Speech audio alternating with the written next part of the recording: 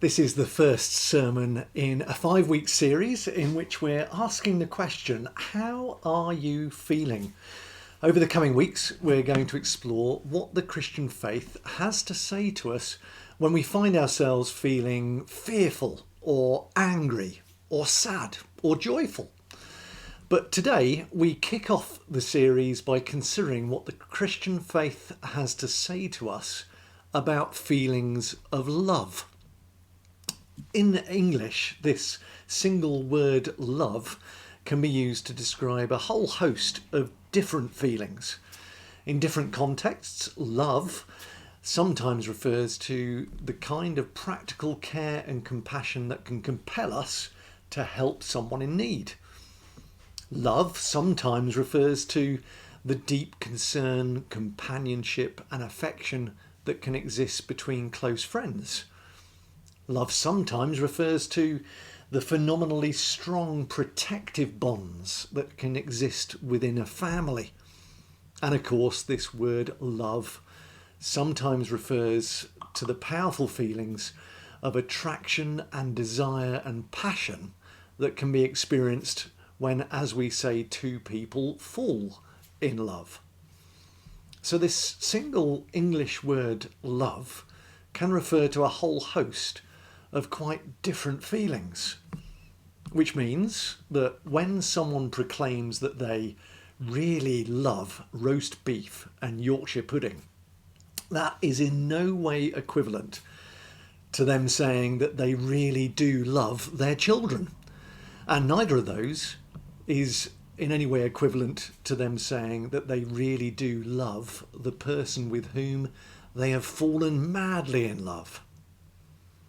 But thankfully, the languages within which the texts of the Bible were originally written have numerous words to distinguish between the different forms of love that can exist between two people. This is perhaps seen most clearly in the Old Testament book, which, depending on which translation you read, is called either the Song of Songs or the Song of Solomon. Song of Songs is basically a romantic love poem. And in the English translations of this epic poem, the word love features heavily. But that word love hides the reality that in the original Hebrew text, 3 quite different words are being translated. The first Hebrew word, which gets translated as love, is raya. Raya means a close friendship or companionship. This loving couple featured in Song of Songs explicitly say of each other that they have this mutual raya. It's referring to a level of friendship and companionship that is not exclusive to life partners or married couples, but is a quality of friendship and companionship that is meant to be the foundation of all of our closest relationships. Raya is that form of love that we share with at most a small circle of people. These are the people with whom we mainly do life. These are the people who we can be real with. These are the people with whom we enjoy hanging out. These are the people who really know us, warts and all, and yet even so still appear to like us. The second Hebrew word, which gets translated as love, is pronounced Ahava. Ahava means deep affection. Ahava means longing to be with the other person. This loving couple featured in Song of Songs express with this word that even when they are not together, they're thinking about each other and they're longing for their next meeting. Ahava is that form of love that speaks of a deep emotional attachment between two people. The Hebrew Bible speaks of this Ahava existing between parents and their children, between best friends, and even between God and us human beings. So Ahava is that form of love that leads to a strong commitment to this other person, be they your friend or your family or your life partner. Then the third Hebrew word, which gets translated as love in Song of Songs, is dode. Dode itself has many different meanings, but in Song of Songs it most definitely refers to the physical act of lovemaking. In using these three different Hebrew words for love, the romantic poetry of Song of Songs is saying a number of really important things that are easily lost in the English when we talk generally about love. These Hebrew words for love tell us that the ideal context for physical intimacy between two people is within a relationship that has a firm foundation in the closest of loving friendships, firmly established by mutual companionship and mutual commitment. But these Hebrew words for love are not just about those most intimate relationships, because they tell us that regardless of our Facebook relationship status, every one of our closest relationships requires time and energy. Every close relationship is built upon the foundation of companionship. That word companion comes from the Latin word panis, which means bread. Literally speaking, your companions are those with whom you choose to break bread. The Christian faith became a reality in the world because Jesus chose a bunch of ordinary people to be his companions. Jesus invested his life in theirs, not least by eating with them. Such friendship, such companionship, such love is at the heart of our faith. The current COVID guidelines prevent many of us from gathering to share food with our friends, and we miss that. But there are many other ways of investing in those same friendships. The tech savvy amongst us can open our computers or our smartphones and give our tech savvy friends a video call. Otherwise, we can pick up the phone and just talk together, or send a text message, or even maybe write a card or a letter. These Hebrew words for love also tell us that, again, regardless of whether we're single or in a relationship, many of us still share an emotional attachment with a small number of other people. Regardless of whether these people are family or friends, they are precious to us. And our relationships with them require ongoing commitment. And that notion of commitment brings us to the most powerful type of love of all. In the New Testament Greek, it is called Agape. In 1 Corinthians 13, the Apostle Paul describes this agape love as being utterly foundation to all true forms of love. He says that this agape love is meant to support and soak and saturate all other types of love. The title of our sermon series is How Are You Feeling? But it turns out that this most foundational form of love, this agape love, is not actually a feeling at all. In fact, its power comes in the fact that it keeps on going regardless of what you're feeling.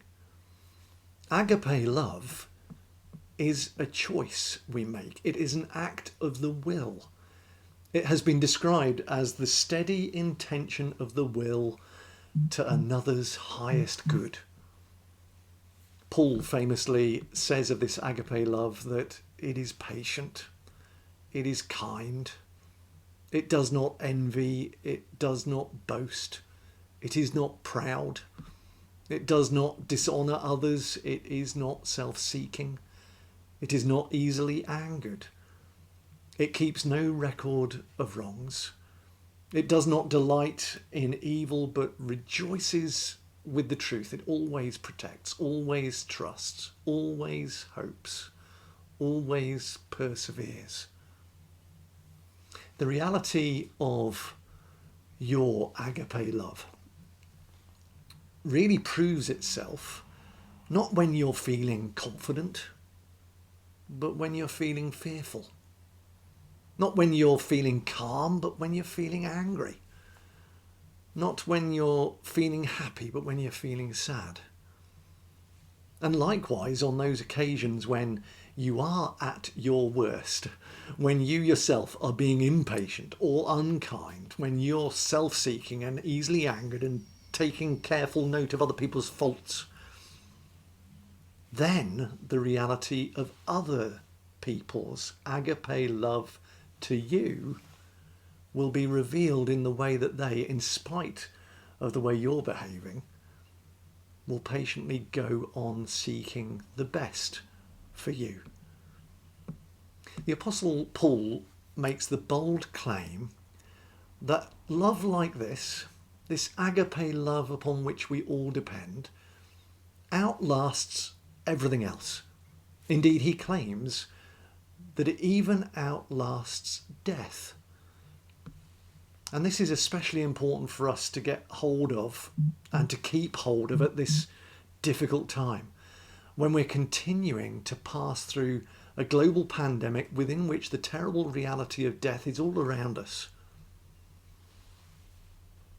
The grief that comes with the death of someone whom we truly love is a hard reality from which we cannot escape.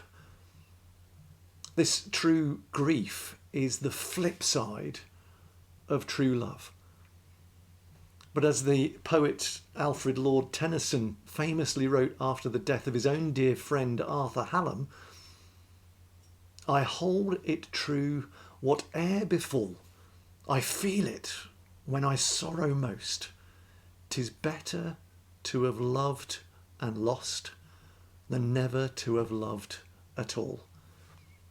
This is true because agape love cannot be taken away. It cannot be lost. This type of love has a permanence to it, which means that even in the midst of our grief, the reality of this love cannot be taken from us. And according to John's first letter and chapter 4, the permanence and strength of this divine agape love has its ultimate source in God. The God who loves us with this love, whose image we bear. As John puts it, God is this love. Whoever lives in love lives in God, and God in them. And we love only because God first loved us. This divine love has a direction of flow. It starts with God, who is the source of it. Then we receive it for ourselves when we start to accept that we ourselves are loved. And this stage of accepting how loved we are is so important because for all sorts of reasons, some of us may find it difficult to love ourselves. Perhaps others have told us that we're not lovable. Maybe we judge ourselves as being unworthy of love. Whatever the case, the New Testament makes it plain that no one stands beyond God's originating love. You are utterly loved. And if you can grasp that fact, then you can begin to love yourself And that self-love will then enable you to love others from a place of stability and security. As Jesus reminds us in Mark chapter 12, verse 31, we are commanded to love our neighbour in the same way as we love ourselves. The question with which we started and which we will continue to ask in the coming weeks is, how are you feeling? Whatever our answer is, however up or down our emotions may be, we can make the choice to love and be kind to ourselves and to love and be kind to those with whom we share this life. And we can choose to be thankful for all those who demonstrate love and kindness to us, whatever we're feeling.